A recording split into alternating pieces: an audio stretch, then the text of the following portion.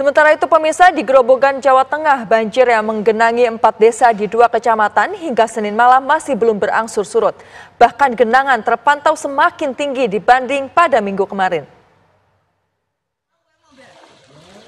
Banjir belum berangsur surut di desa Ringin Kidul dan Batura Agung di Kecamatan Gubuk, serta desa Cangkring dan desa Pepe Kecamatan Tegowancu. Bahkan dari pantauan pada Senin malam, genangan banjir kembali naik. Naiknya ketinggian genangan banjir disebabkan tanggul yang jebol sepanjang 30 meter belum diperbaiki, sehingga debit air sungai Tuntang yang belum surut terus masuk ke permukiman warga di 4 desa tersebut. Ratusan warga desa Ringin Kidul yang rumahnya terdampak banjir dievakuasi ke posko pengungsian yang terdapat di 2 titik. Mayoritas pengungsi terdiri dari wanita, anak-anak, serta lansia. Sementara pihak BBWS Pemali Juwana Kementerian PU selaku penanggung jawab perbaikan tanggul Sungai Tuntang mengatakan perbaikan tanggul Sungai Tuntang baru akan dilakukan setelah debit air sungai berangsur surut.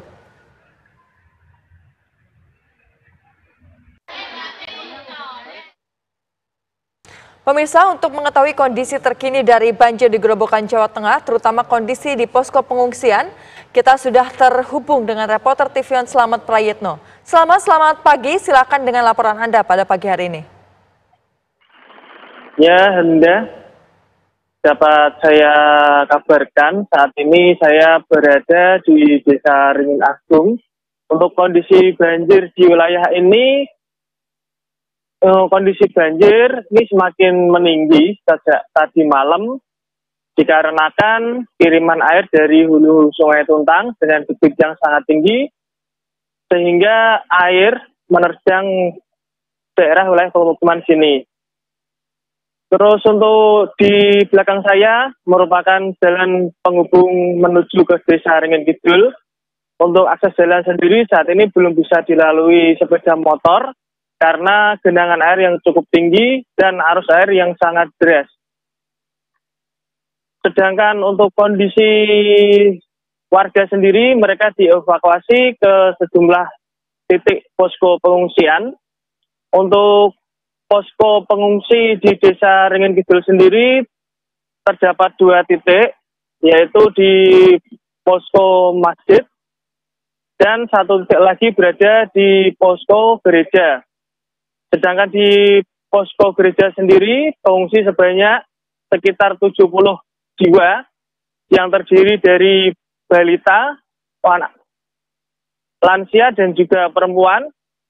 Dan di posko masjid sendiri terdapat 90 jiwa didominasi oleh lansia, balita, dan juga anak-anak.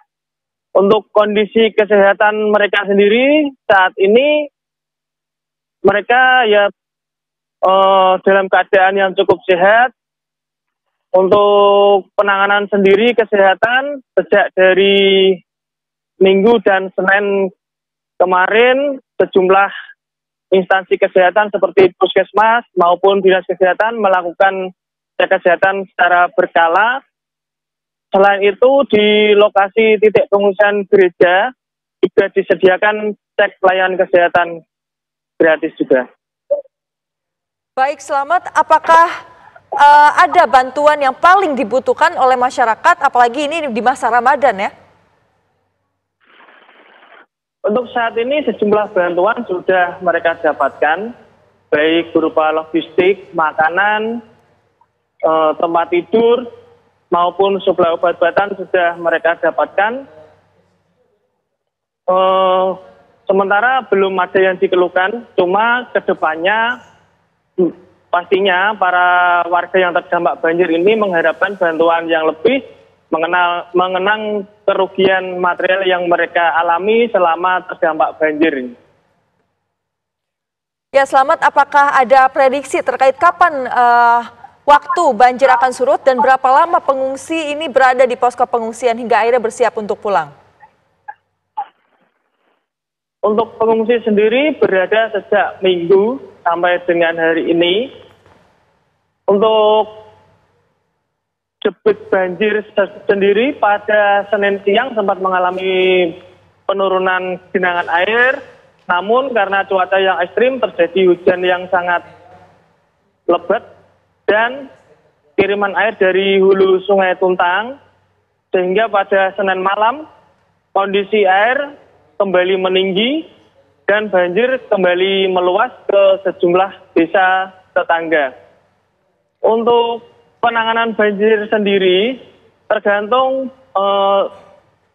cuaca dan debit air, karena mengingat perbaikan tanggul untuk kondisi saat ini belum bisa diperbaiki karena kondisi arus air yang masih cukup deras. Baik, selamat. Terima kasih atas laporan Anda. Selamat melanjutkan tugas kembali.